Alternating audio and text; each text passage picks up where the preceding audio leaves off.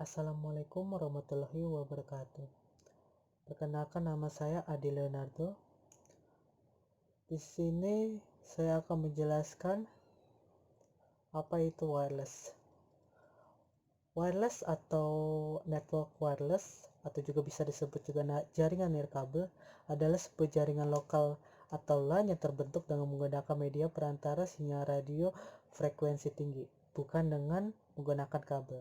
Wireless LAN ini memiliki tingkat fleksibilitas yang lebih tinggi daripada media kabel. Maka dari itu, WLAN sering digunakan sebagai ekstensi dari komunikasi melalui media kabel atau sebagai media alternatif bagi komunikasi melalui kabel.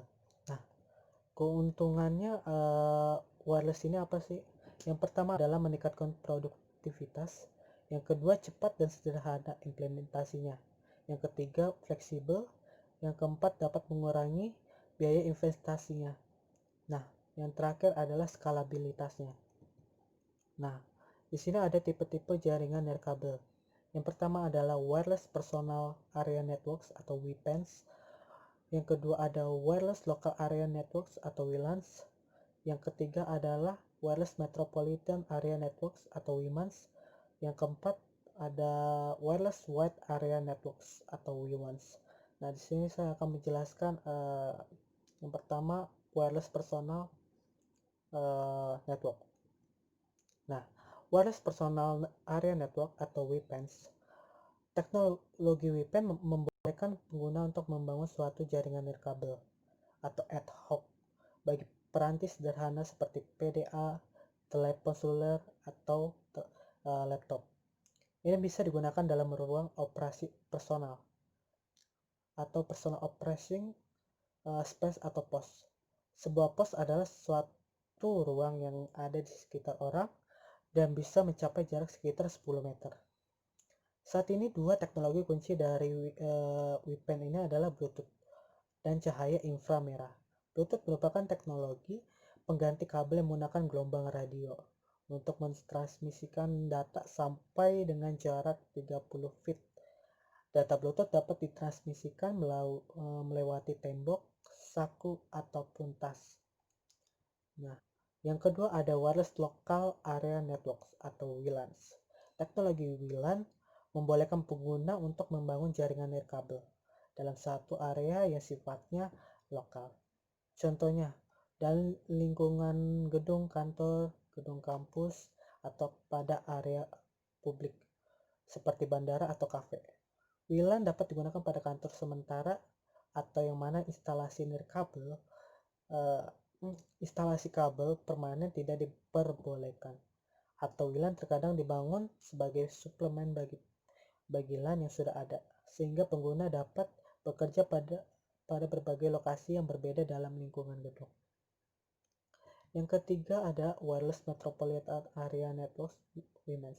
Teknologi WMAN memungkinkan pengguna untuk membuat koneksi nirkabel antara beberapa lokasi di suatu tempat area metropolitan. Contohnya, antara gedung yang berbeda-beda dalam suatu kota atau pada kampus universitas. Dan ini bisa dicapai tanpa biaya fiber optik atau kabel tembaga yang terkadang sangat mahal. Nah, yang keempat ada Wireless Wide Area Networks atau WWANs. Teknologi WWAN memungkinkan pengguna untuk membangun terkoneksi nirkabel melalui jaringan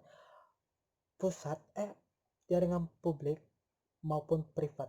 Koneksi ini dapat dibuat mencakup suatu daerah yang sangat luas seperti kota atau negara melalui penggunaan beberapa antena atau juga sistem satelit yang diselenggarakan oleh penyelenggara jasa telekomunikasinya. Teknologi yang dikenal jaringan WWANs adalah 2G ataupun 3G. Nah, di sini ada arsitektur jaringan nirkabel. Yang pertama ada jaringan ad hoc atau peer-to-peer. Yang kedua ada jaringan infrastruktur atau client server. Nah, di sini saya akan menjelaskan jaringan ad hoc atau peer-to-peer. Dan lingkungan WLAN yang sifatnya peer-to-peer atau ad hoc, beberapa pengguna dalam area yang terbatas seperti ruang rapat dapat membentuk suatu jaringan sementara tanpa menggunakan access point jika mereka tidak memerlukan akses ke sumber daya jaringan. Nah, yang kedua, jaringan infrastruktur atau client server. Stasiun wireless atau piranti dengan network card radio atau eksternal modem terhubung ke akses point nirkabel yang berfungsi sebagai bridge antara stasiun dan network backbone yang ada saat itu. Nah, di sini juga saya akan menjelaskan frekuensi pada jaringan nirkabel. Yang pertama, frekuensi 5GHz. Frekuensi yang digunakan pada jaringan nirkabel standar 802.11a dengan transfer data hingga 54 Mbps. Yang kedua, frekuensi 2,4 GHz. Frekuensi dengan 2,4 GHz ini digunakan pada dua jenis standar, yaitu 802.11b dan 802.11g. Yang membedakan adalah pada kecepatan transfernya 11 Mbps pada 802.11b dan 54 Mbps pada 802.11g. Nah, bagaimana sih security atau keamanannya? Nah, saya akan menjelaskan security atau keamanan pada jaringan nirkabel. Di sini ada tiga, ada WIP, yang kedua WPA, yang ketiga ada WPA2. Ya, saya akan menjelaskan yang pertama Word Equivalent Privacy atau WEP. Teknik pengaman jaringan wireless yang satu ini merupakan kepanjangan dari Word Equivalence Privacy. Teknik ini merupakan fasilitas opsional yang ada di dalam standar 802.11.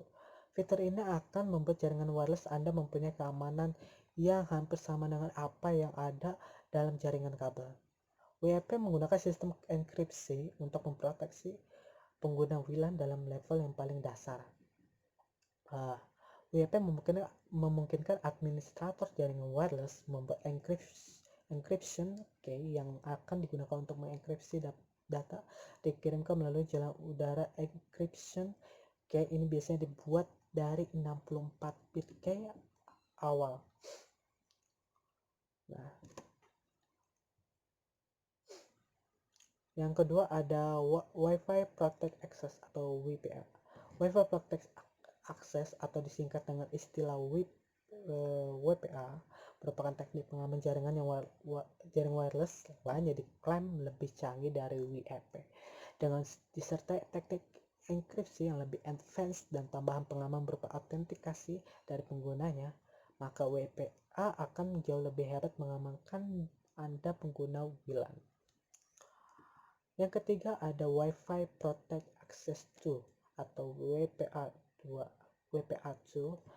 WPA2 singkatan dari Wi-Fi Protect Access 2 atau dikenal sebagai 802.11.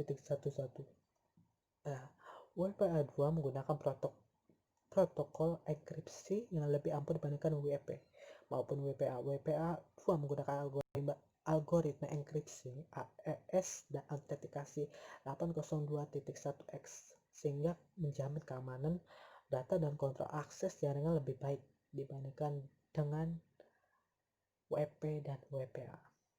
Nah, itulah sedikit penjelasan saya tentang teknologi wireless dan infrastrukturnya dan sistem keamanannya.